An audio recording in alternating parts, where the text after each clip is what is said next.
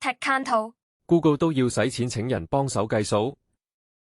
Google 同 SpaceX 達成協議，每個月俾成9.2億美元買算力，因為佢哋 AI 產品需求遠超預期，自己數據中心根本唔夠用，要揾 SpaceX 幫手。成9.2億美元一個月 ，AI 運算需求真係顛到難以想象，連 Google 都要向外求援。Microsoft 董事會走咗個重量級人物 ，Reid Hoffman 辭去坐足10年嘅 Microsoft 董事會席位，專心搞自己嘅 AI 製藥初創 Manus。佢話要重返創辦人模式，全身投入新藥研發。10年董事都唔做，走去落場打拼。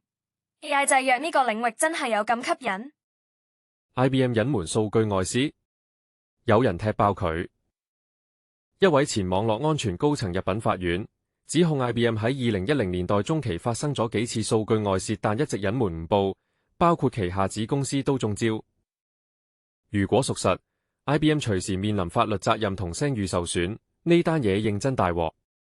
GTA 6搞到成個遊戲業人人自危。今屆 Summer Game Fest 差唔多全部新避開 GTA 6風頭。佢雖然未正式亮相，已經令其他開發商紛紛調整發行時間表，唔想撞期。未出街已經橫掃所有焦點，其他遊戲就好似冇得玩咁。遊戲業日程表晒龍。FF7 重製3部曲終將有名啦。Square Enix 正式公布 FF7 重製3部曲最後一部叫 Final Fantasy 7 Revelation， 預計為整個計劃畫上句號，粉絲超興奮。等咗咁耐，終於有終章名，一眾 FF 粉絲已經開始估劇情點收尾。Stellar Blade 續集名夠晒血腥。